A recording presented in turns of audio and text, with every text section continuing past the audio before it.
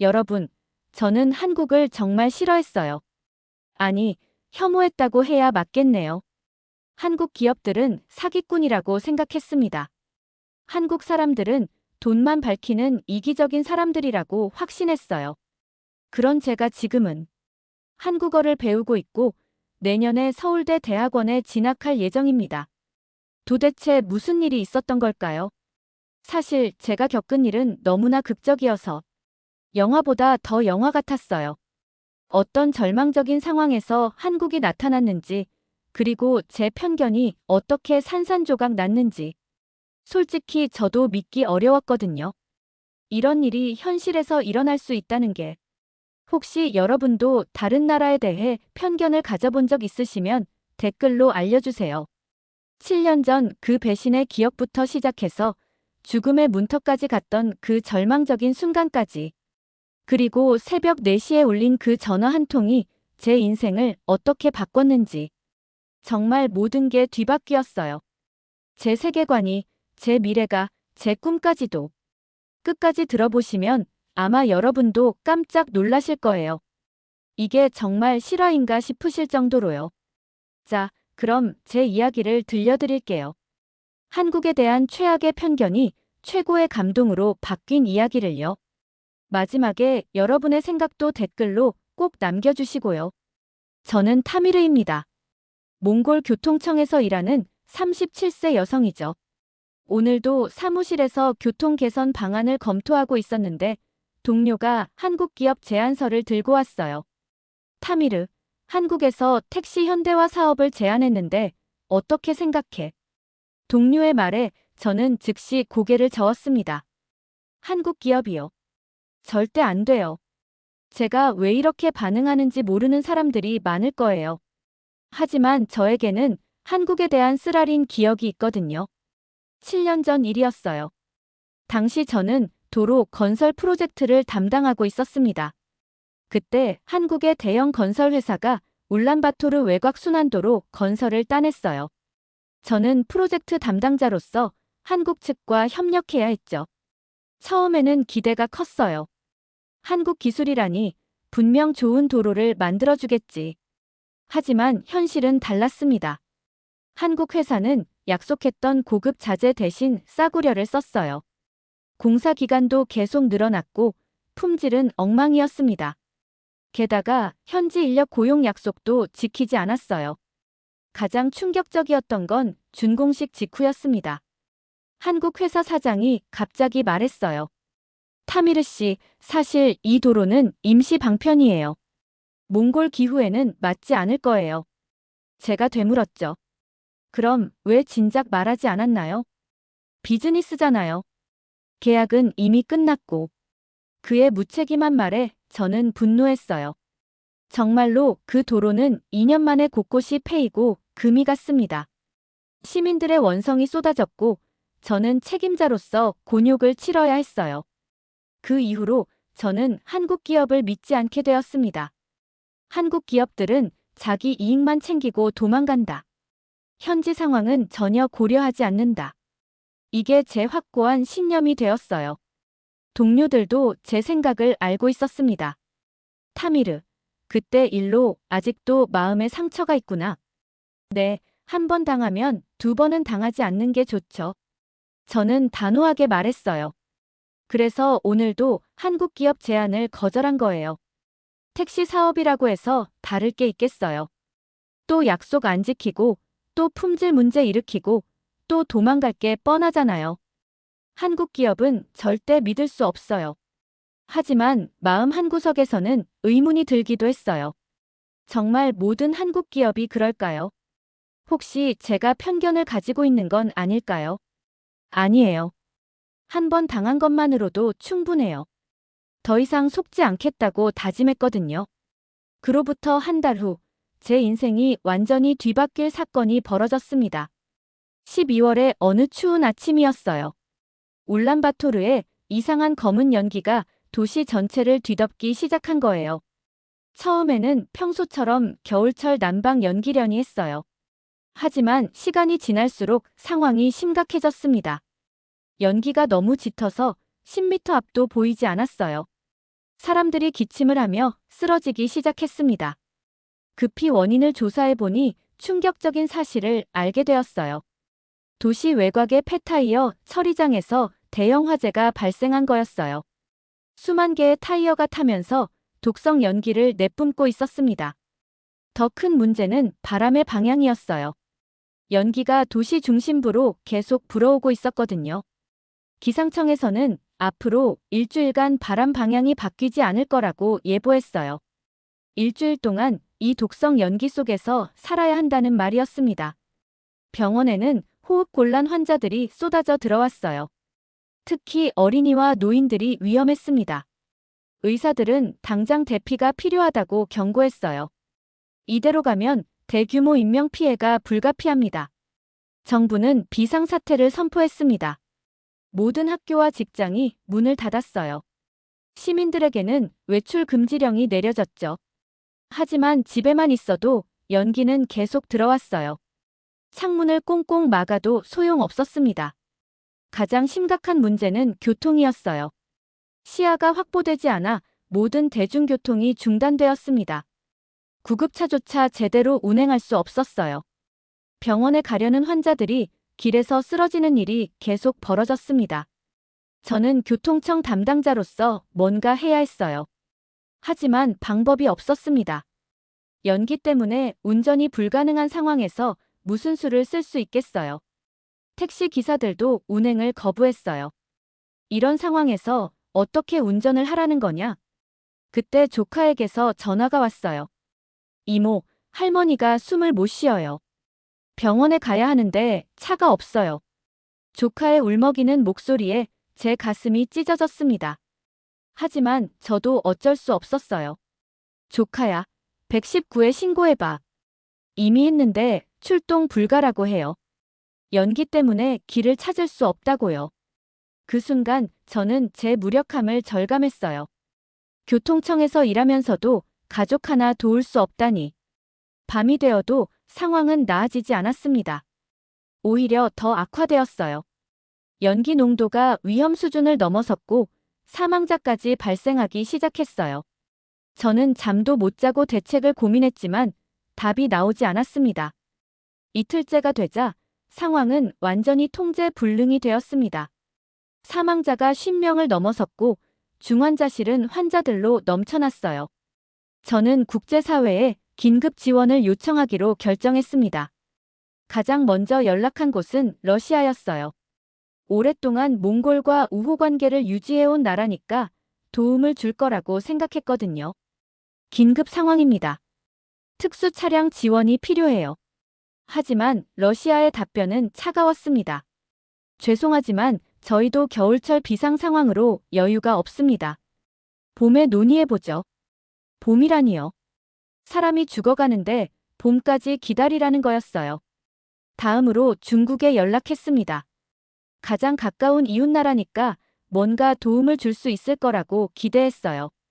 베이징에서 특수장비를 보내주실 수 있나요? 검토해보겠습니다. 답변만 하고 연락이 끊어졌어요. 일본에도 SOS를 보냈습니다. 자연재해 대응 경험이 풍부하잖아요. 제발 도와주세요. 관련 부서에 전달하겠습니다. 역시 매뉴얼 같은 답변만 돌아왔어요. 아무도 진심으로 도우려 하지 않았습니다. 유럽연합에도 지원을 요청했어요. 인도적 차원에서라도 도와주세요. 절차를 거쳐야 하므로 시간이 걸립니다. 절차요. 사람이 죽어가는데 절차가 그렇게 중요한가요? 미국 대사관에도 연락했습니다. 응급 의료 지원이 가능한가요? 워싱턴에 보고 후 답변 드리겠습니다. 보고요. 또 보고라는 말이었어요. 아무도 즉시 행동에 나서지 않았습니다. 사흘째가 되자 저는 완전히 무너졌어요. 제가 믿었던 모든 나라들이 등을 돌렸습니다. 평소에는 우방이니 협력이니 하더니 정작 도움이 필요할 때는 아무도 손을 내밀지 않았어요. 그날 밤 조카에게서 또 전화가 왔어요. 이모, 할머니가 의식을 잃었어요. 목소리가 떨리고 있었어요. 저는 말할 수가 없었습니다. 뭐라고 위로해야 할지 몰랐거든요. 저는 사무실 바닥에 주저앉아 울었어요. 그동안 제가 얼마나 무력한 존재였는지 깨달았거든요. 교통청 과장이라는 직책도, 정부 관료라는 지위도 아무 소용 없었어요. 정작 위기 상황에서는 아무것도 할 수 없었습니다. 이제 정말 끝인가? 절망감이 몰려왔어요. 사망자는 계속 늘어나고 연기는 더 짙어지고 아무도 도움을 주지 않는 상황. 더 이상 희망이 보이지 않았어요. 저는 창밖을 바라보며 체념했습니다. 그때 문득 생각났어요. 한 달 전에 거절했던 한국 기업 제안이요. 혹시 그들에게라도 연락해 볼까요? 아니에요. 한국도 마찬가지일 거예요. 그들은 돈 되는 일에만 관심 있으니까. 이런 위기 상황에서는 절대 도와주지 않을 거예요. 바로 그때였어요. 새벽 4시쯤 제 휴대폰이 울렸습니다. 번호를 보니 국제 전화였어요. 이런 시간에 누가 전화를 하는 걸까요? 혹시 어디선가 지원 소식이 온 건 아닐까요? 여보세요. 안녕하세요. 현대자동차 긴급 대응팀 이정윤입니다. 한국에서 온 전화였어요. 저는 당황했습니다. 한국 기업이 이런 시간에 왜 전화를 하는 거죠? 몽골 상황을 뉴스로 봤습니다. 저희가 도울 수 있는 일이 있을까요? 정윤의 말에 저는 황당했어요. 지원 요청도 하지 않았는데 먼저 연락을 해온 거였어요. 그것도 새벽에 말이에요. 지금 가장 필요한 게 뭔가요? 연기 속에서도 운행 가능한 차량이요. 환자 이송용으로요. 저는 반신반의하면서 말했어요. 어차피 거절당할 게 뻔하니까요. 그런데 정윤의 다음 말이 충격적이었어요. 6시간 내에 특수 차량 20대를 보내드릴 수 있습니다. 연기 감지 센서와 정화 시스템이 장착된 차량이에요. 6시간이라고요. 다른 나라들은 몇 주를 기다리라고 했는데요. 정말인가요? 농담 아니죠. 진심입니다. 이미 베이징 현대차 지점에서 출발 준비를 하고 있어요. 운전자들도 함께 갑니다. 저는 믿을 수가 없었어요. 정말로 도와주겠다는 거였어요. 비용은 얼마나? 무료입니다. 긴급 인도적 지원이에요. 무료라고요. 저는 잠시 말을 잃었어요. 그동안 제가 한국에 대해 가졌던 편견이 순식간에 흔들리기 시작했어요. 정유는 계속 말했어요. 차량에는 산소 공급 장치와 응급 의료 장비도 실려 있어요. 의료진도 함께 갑니다. 의료진까지요. 이 정도면 정말 완벽한 지원이었어요. 6시간 후 정말로 한국 차량들이 도착했어요. 흰색 SUV 20대가 줄지어 들어오는 모습을 보는 순간 저는 눈물이 났어요. 정말로 와준 거였어요. 약속을 지킨 거였어요.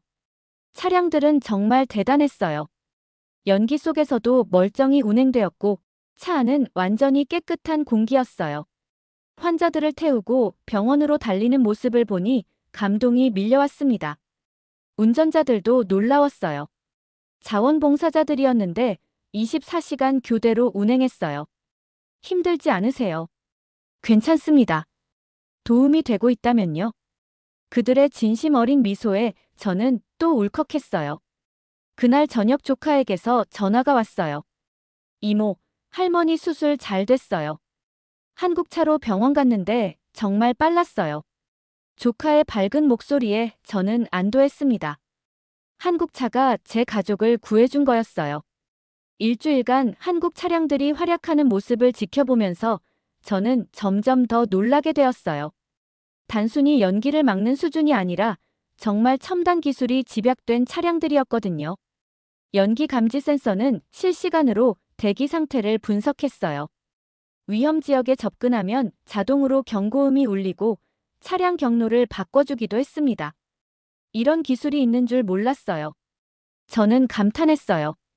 공기 정화 시스템도 대단했습니다. 차 밖은 독성 연기로 가득한데 차 안은 병원 수술실보다 깨끗했어요. 환자들이 차에 타자마자 숨쉬기가 편해진다고 했거든요. 마법 같은 차네요. 그런데 더 놀라운 일이 벌어졌어요. 화재 진압 작업이 시작되면서 한국에서 추가 지원이 온 거였어요. 이번에는 소방차와 구조 장비였습니다. 역시 최신형이었어요. 한국 소방차는 기존 소방차와 차원이 달랐어요. 물 대신 특수 포마를 사용해서 타이어 화재를 빠르게 진압했습니다. 하루 만에 일주일간 못 끈 불을 완전히 껐어요. 이게 한국 기술의 힘인가요? 구조 장비도 첨단이었습니다. 드론으로 화재 현장을 정밀 분석하고 로봇이 위험 지역에 들어가서 작업했어요. 사람이 들어갈 수 없는 곳까지 완벽하게 처리했습니다. 가장 인상적이었던 건 현장 지휘였어요. 한국 팀장이 모든 상황을 실시간으로 파악하고 지시를 내렸습니다. 3번 구역 온도 상승, 2팀 대기. 7번 지점 연기 농도 감소, 1팀 진입. 마치 게임을 하는 것 같았어요. 한국 의료진도 놀라웠어요. 이동식 수술실을 차량에 설치해서 현장에서 바로 응급수술을 했거든요. 몽골에는 없는 기술이에요. 몽골 의사들이 감탄했어요. 정윤이 저에게 설명해줬어요. 저희는 재난 대응을 위해 10년간 연구해왔어요. 세월호 사건 이후 더욱 발전시켰죠. 그제서야 이해했어요. 이런 기술이 하루아침에 나온 게 아니라는 걸요. 데이터 분석 시스템도 대단했습니다. 바람의 방향, 연기의 농도, 환자의 분포를 실시간으로 분석해서 최적의 대응 방안을 제시했어요. 인공지능이 모든 걸 계산해주는 거예요. 저는 한국 기술자들과 이야기를 나누면서 더욱 놀랐어요. 이런 시스템을 개발하는데 얼마나 걸렸나요? 5년 정도요. 하지만 계속 업그레이드하고 있어요. 끊임없이 발전시키고 있다는 거였어요. 가장 감동적이었던 건 기술자들의 자세였어요. 자랑하려고 하는 게 아니라 정말로 도움이 되고 싶어 하더라고요. 기술은 사람을 위해 있는 거니까요.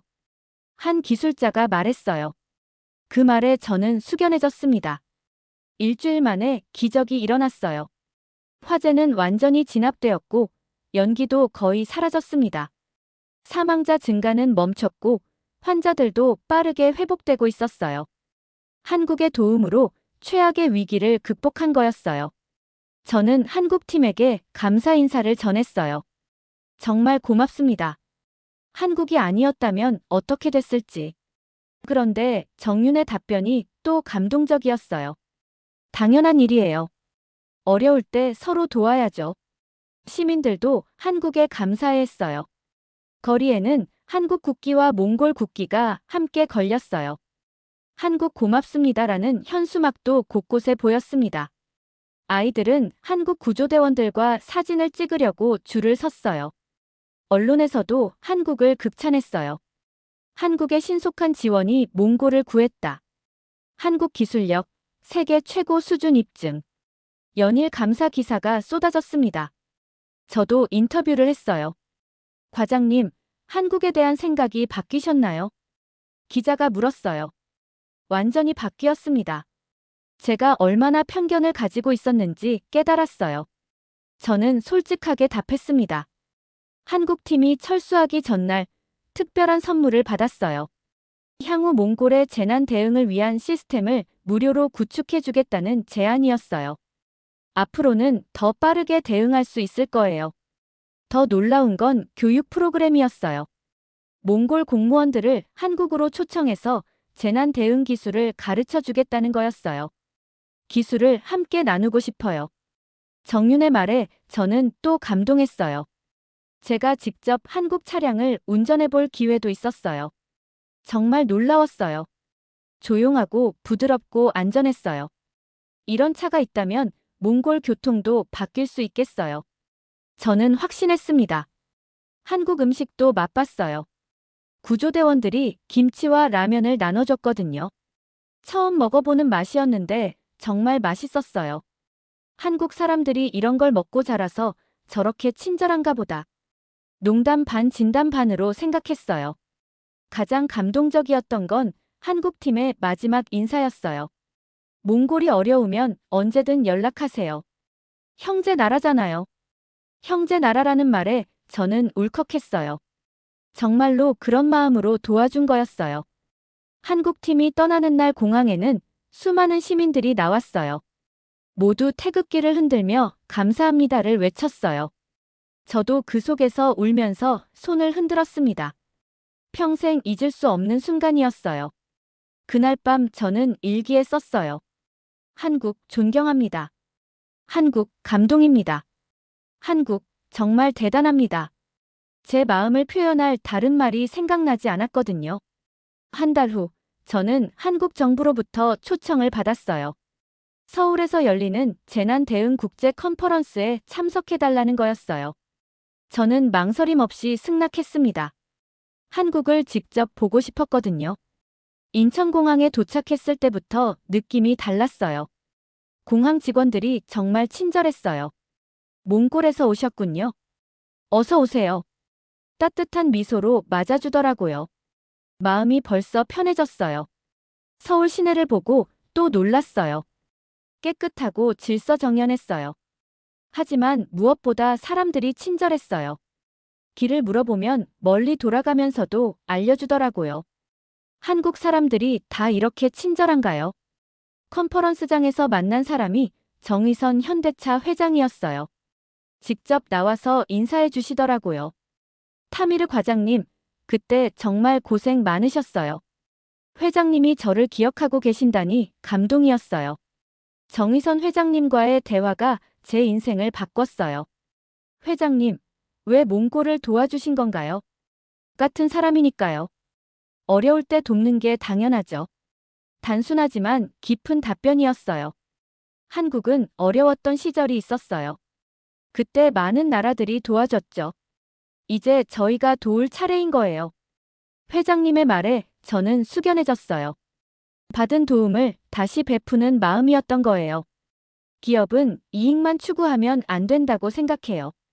사회적 책임이 있죠. 특히 기술을 가진 기업은 더욱 그래야 해요. 회장님의 철학에 저는 감탄했어요. 돈보다 사람을 먼저 생각하는 거였어요.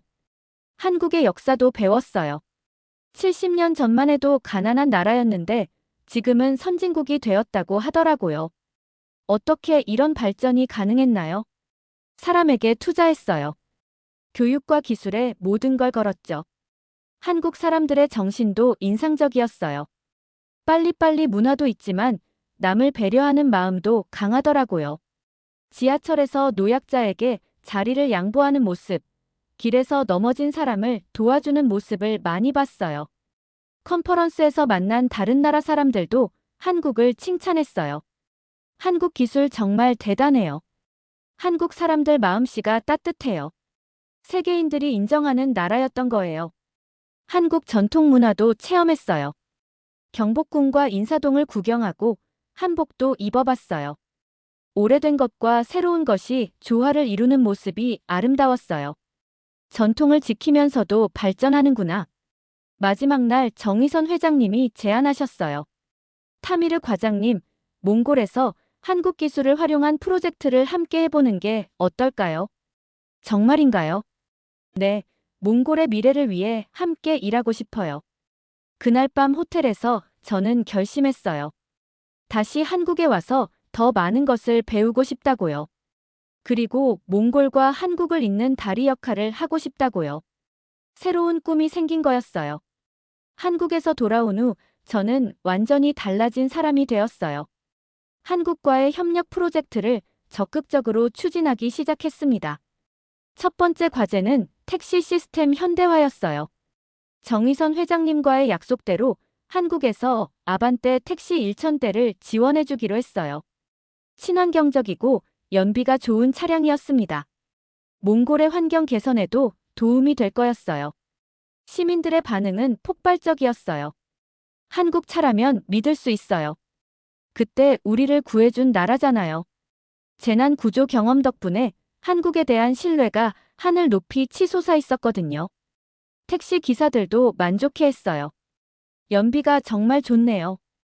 고장도 안 나고 조용해요. 승객들이 좋아하니까 수입도 늘었어요. 모든 면에서 성공적이었습니다. 한국 기업들도 몽골에 더 많은 투자를 하기 시작했어요. 재생에너지, IT, 의료기기 등 다양한 분야에서 협력이 이뤄졌습니다. 몽골 경제에도 큰 도움이 되었어요. 저는 한국어 공부도 시작했어요. 한국 사람들과 더 깊이 소통하고 싶었거든요. 안녕하세요, 감사합니다부터 시작해서 이제는 간단한 대화도 할 수 있어요. 한국 드라마와 케이팝에도 빠졌어요. 처음에는 이해가 안 됐는데 보다 보니 매력적이더라고요. 몽골 젊은이들 사이에서도 한류가 인기였어요. 한국 문화가 이렇게 멋있는 줄 몰랐어요. 작년에는 제가 한국대학원에 진학하기로 결정했어요. 재난관리학 석사 과정이에요. 한국의 첨단 기술을 배워서 몽골에 적용하고 싶거든요. 새로운 도전이지만 설레요. 몽골에서도 한국문화원이 생겼어요. 한국어 강좌, 문화체험 프로그램이 인기예요. 저도 가끔 강연을 하곤 해요. 한국은 정말 좋은 나라예요라고 말이죠. 요즘 저는 몽골 마이너스 한국 우정협회 활동도 하고 있어요. 두 나라 사이의 교류를 늘리는 일이에요. 매년 한국에서 몽골 학생들을 초청하고 몽골에서 한국 문화 행사를 열어요. 올해는 특별한 계획이 있어요. 몽골 청소년들을 한국으로 데려가서 첨단 기술을 체험하게 해주려고요.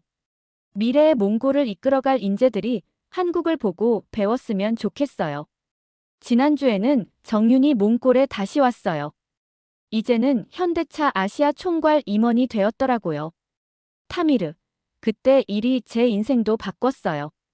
우리는 서로 웃으며 그때를 회상했어요. 가끔 7년 전 그 쓰라린 경험을 생각해요. 그때의 저는 얼마나 편견에 갇혀 있었을까요? 한 번의 나쁜 경험으로 한 나라 전체를 판단했었죠. 얼마나 어리석었는지 몰라요. 지금 저는 확신해요. 한국은 정말 믿을 수 있는 나라라고요. 어려울 때 진정한 친구가 누구인지 보여준 나라예요. 앞으로도 몽골과 한국이 함께 발전해 나갔으면 좋겠어요. 내년에는 서울대학교 대학원 입학을 앞두고 있어요. 새로운 꿈을 향한 출발점이에요. 한국에서 배운 지식으로 몽골을 더 좋은 나라로 만들고 싶어요. 한국이 저에게 준 희망처럼 저도 다른 사람들에게 희망을 주고 싶어요. 여러분, 어떠셨나요? 정말 믿기 어려운 이야기였죠. 저도 이 경험을 통해 깨달았어요. 편견이라는 게 얼마나 무서운 건지, 그리고 진짜 도움의 손길이 어디서 나오는지 모른다는 걸요. 한국이 저에게 준 건 단순히 도움만이 아니었어요. 새로운 희망이었고, 새로운 꿈이었습니다.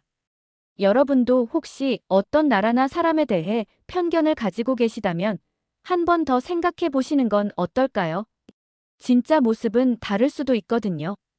댓글로 여러분의 생각을 꼭 들려주세요. 혹시 비슷한 경험이 있으시거나 편견을 깨뜨린 특별한 순간이 있으시다면 정말 궁금해요. 좋아요와 구독은 정말 큰 힘이 됩니다. 이런 감동적인 실화들을 더 많이 찾아서 들려드릴게요. 그리고 알림 설정도 꼭 해주세요. 세상에는 아직도 우리가 모르는 놀라운 이야기들이 정말 많거든요. 다음 영상에서는 또 다른 감동적인 한국 이야기로 찾아뵐게요. 한국이라는 나라가 얼마나 따뜻한 나라인지, 한국 사람들이 얼마나 좋은 사람들인지 더 많이 알려드리고 싶어요. 끝까지 시청해주셔서 정말 감사하고요. 다음 영상에서 또 만나요. 여러분도 언제나 행복하세요.